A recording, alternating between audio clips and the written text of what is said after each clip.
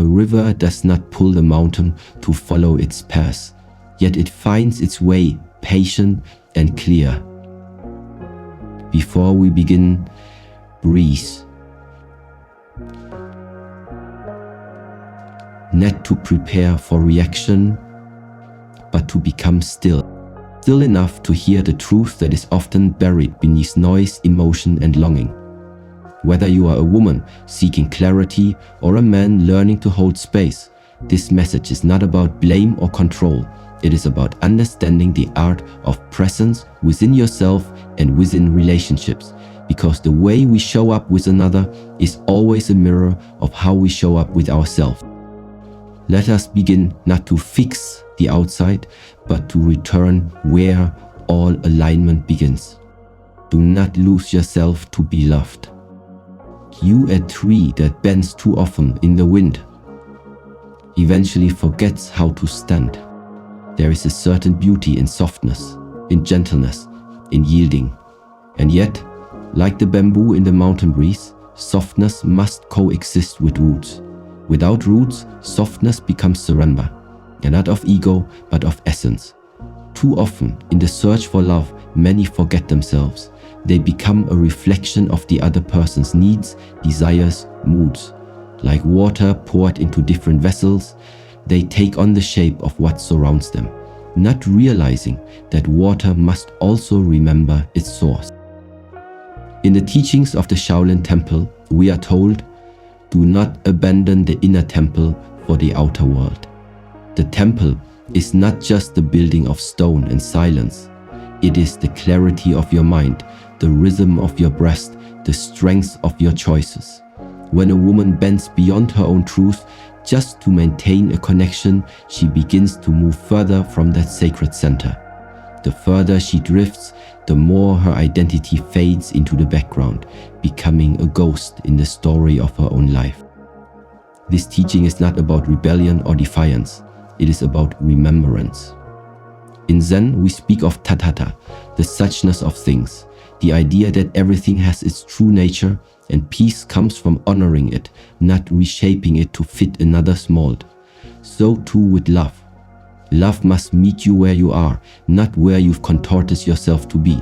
If the connection asks you to shrink, to silence your joy, to second-guess you, it is dependency dressed in the robes of affection. Observe the body when it holds a posture too long. The limbs ache, the breath shortens, and the heart, once open and strong, begins to whisper in discomfort. So too the spirit aches when it holds onto a relationship that demands the constant dimming of its light. The discipline of the Shaolin way is not only in movement, it is in the stillness required to hear that ache and honor it. Let this be a quiet call back to your center, a reminder that you are not here to be chosen by everyone. You are here to walk in truth, and in doing so you become a light for those who see clearly. Relationships based on performance are fragile. They collapse the moment your ex slips. But when you are rooted in who you are, you no longer fear losing what is not aligned. Practice this in daily life. Sit in silence and breathe into your core. Ask not how you can please another, but how you can return to yourself. Make decisions from stillness, not fear, and watch how the quality of your relationships changes. Not because others shifted, but because you stopped abandoning your own path to walk theirs. Let your presence speak louder than your pleasing. Do not chase silence where words are needed. A pond reflects only what is shown to it. It cannot guess the shape of the sky. In the monastery, we are taught that silence is sacred. But silence, like the still surface of a lake, must hold clarity, not concealment.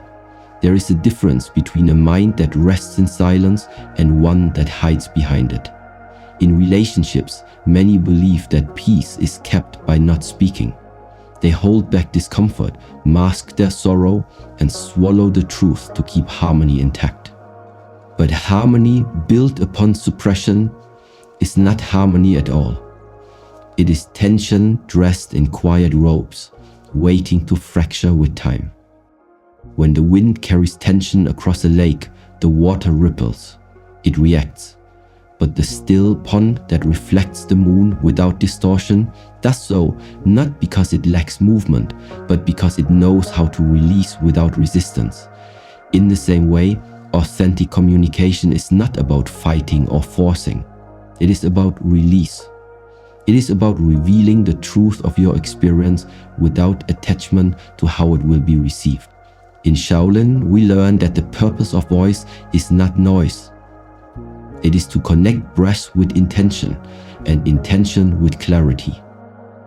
A woman may feel hurt, unheard, unseen, and yet she remains silent, hoping that the man beside her will understand through intuition what she does not express through speech. But he is not the sky and she is not the mirror. Without voice, there can be no reflection. Without expression, there can be no understanding. You do not plant a seed by thinking about it. You plant it by placing it into the earth. And so it is with words. They must be placed gently into the soil of another's awareness if you wish for anything to grow. This teaching is not about confrontation, it is about courage. The courage to name what you feel, the courage to risk misunderstanding in order to be known. Too many wounds in relationships do not come from what is said, but from what is never said at all. Silence becomes a shield, then a wall, then a prison. And before long, two people can sit in the same room and feel like strangers. There is discipline in speaking truth without anger, in expressing needs without expectation, in sharing your soul without pleading for validation. It is a practice, a breath, a release. And it begins with one simple question: what am I afraid to say? In that question lies your path to healing. For the Shaolin way teaches us to face not only the external opponent, but the internal hesitation. The place where fear of rejection has silenced our voice. Do not wait for the perfect moment to speak. Speak with gentleness now. Not every truth will be received with grace, but every truth spoken with presence brings you closer to your own alignment. You are not here to be understood completely, but you are here to live without hiding. Let your voice be a bridge, not a weapon, not a wall. Let it rise like mist from the morning lake, soft but certain. He stands not to be right, but to be real. Do not try to control the flow of another's past. The wind passes through the mountain, but it does not shape it. In the mountains, the wind moves freely. It whispers around the rocks, dances through the trees, and never demands that the mountain move. It flows, and in flowing, it honors the stillness of what is beyond its control. This is the way of nature, and this too is the way of relationships. But many forget this. In the delicate balance between connection and fear, it is common to want to hold too tightly, to guide, correct, reshape the person beside you, not out of cruelty, but out of the quiet terror that if you do not steer their path, you may be left behind by it. Yet the more you try to control the direction of another's life, the more you lose the harmony of your own. In the Shaolin path, we learn that true strength is not the force to move another, but the wisdom to let them walk their journey, even if that path leads away from your own. Love, when it is rooted in clarity, does not bind, it does not chase, it does not manipulate through guilt or silent expectation. It simply offers presence. And then it lets the other choose. There is suffering in the illusion that closeness requires control, that if you guide his choices, limit his movements, monitor his decisions, you will find safety. But control is a house made of sand. You may feel powerful for a moment, but you are always one wave away from collapse. And worse, you begin to shrink yourself in the process. You become less focused on your own spiritual walk and more fixated on being the architect of someone else's path. It is a form of inner violence, subtle and unseen, not just toward the one you try to control, but toward your own peace. You begin to grasp, cling, overthink, push, and soon the flow between two souls becomes strained, burdened by the weight of invisible chains. A relationship should be a sacred meeting of two rivers, not one river damming the other to change its course. If he must grow, let him grow. If he must stumble, let him stumble. Offer your presence like the sun, not to force the bloom, but to support it when it's ready. There is freedom in this. There is space, and in space there is clarity. When we stop trying to control, we begin to see the truth of what is. Not what we wish, not what we fear, but what is. This is the foundation of mindfulness, of Shaolin practice. To observe, not react, to release the grip, and to trust that anything truly aligned with your path will never require you to abandon your own journey to hold it together. Breathe into this idea. He is not yours to fix. He is not yours to shape. He is not yours to make ready. He is simply a traveler who may walk beside you for a time, or perhaps for longer.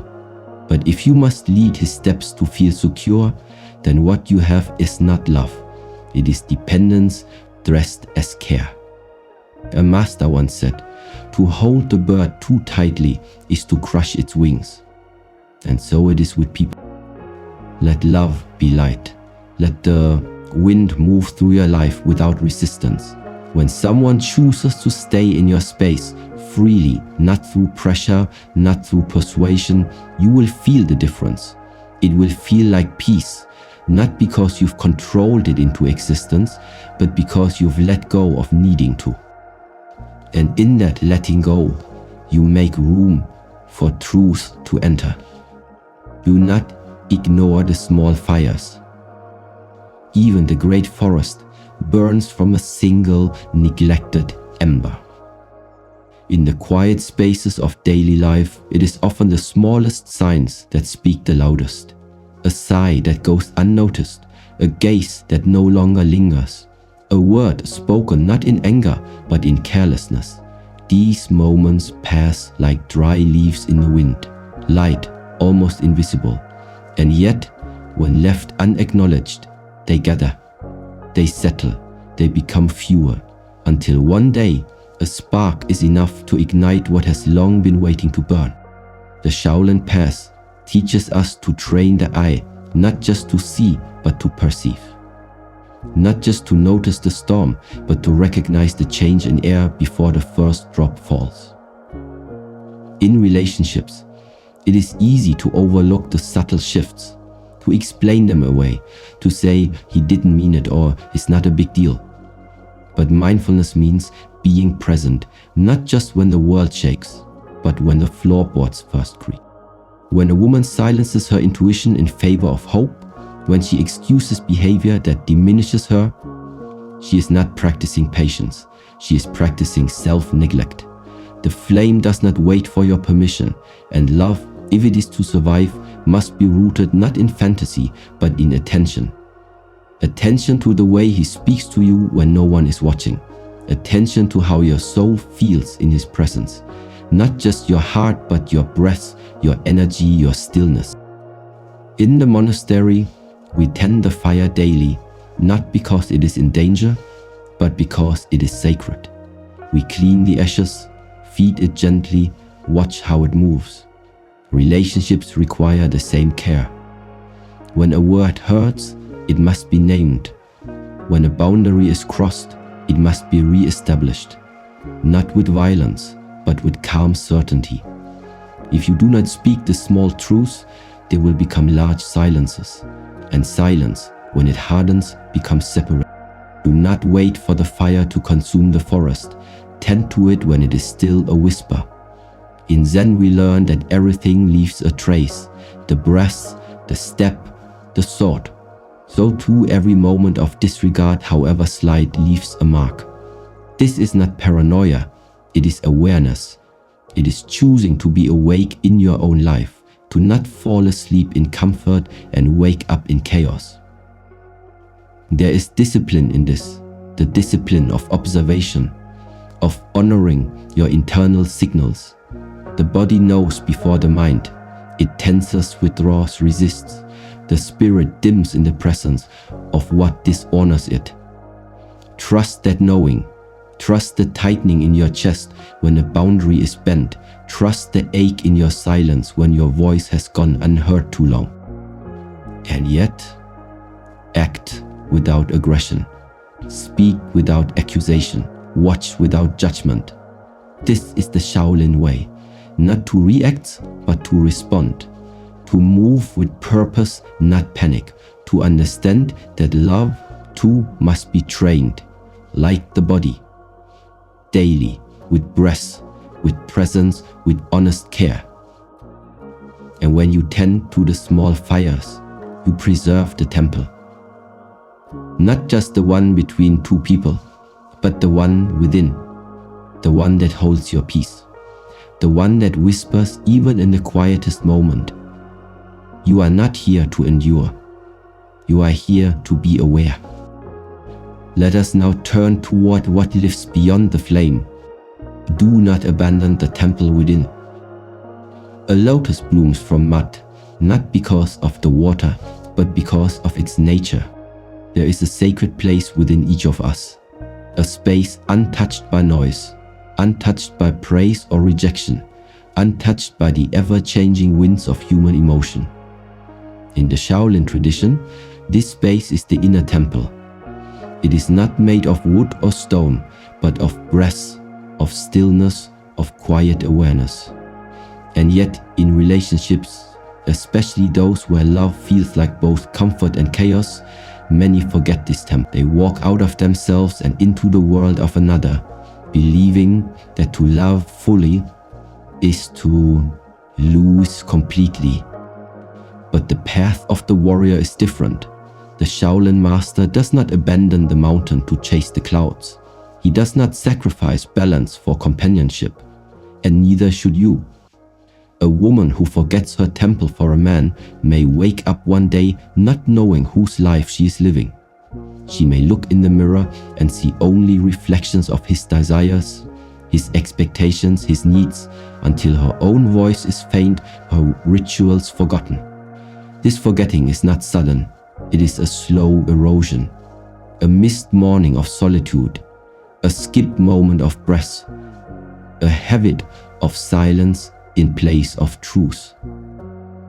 The body holds memory. It remembers what it means to feel whole.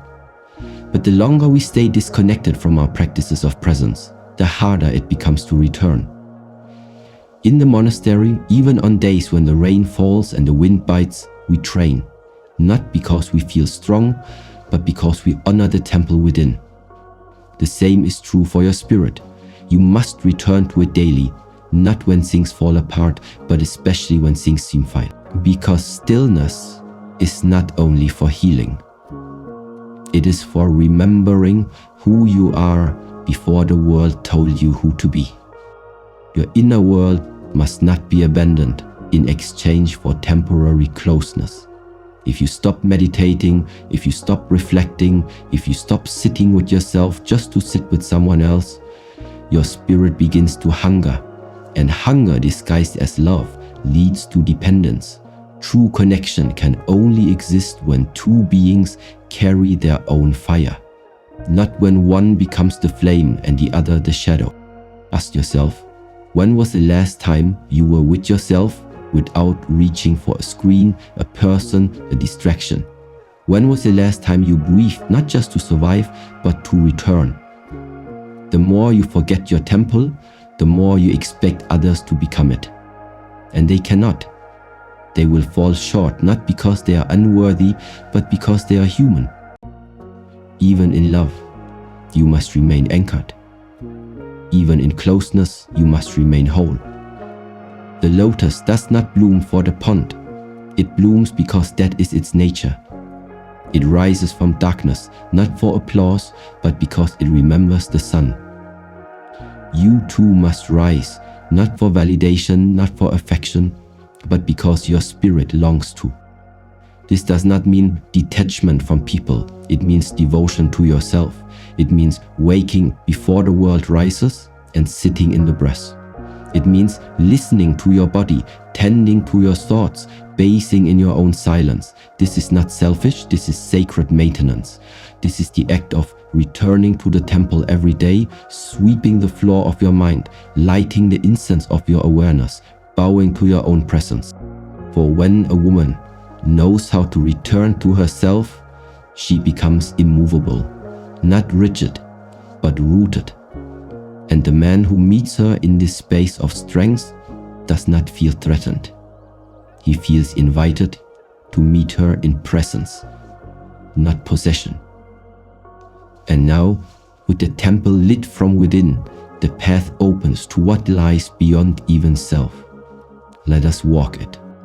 Before we move again into the noise of the day, let us return one last time to the stillness we began with. You have walked through 5 reflections, each like a stepping stone across a quiet river. None were spoken to change others, but to help you remember the power you hold when you stop abandoning yourself. A tree does not envy the wind, a mountain does not follow the rain, and you too are not meant to lose your shape for love. In the Shaolin tradition, we do not train to become invincible. We train to become aware, to see clearly, to act without haste, to speak without harm, to love without losing ourselves. These teachings are not easy, but they are simple, and they begin always within. Let this be your gentle invitation. Start today, not by seeking more, but by honoring what already lives in you. I thank you for listening, not just with your ears, but with your presence. May these words stay with you like a soft breath in your chest, returning when you need them most. Walk gently, be rooted, and above all, remain awake.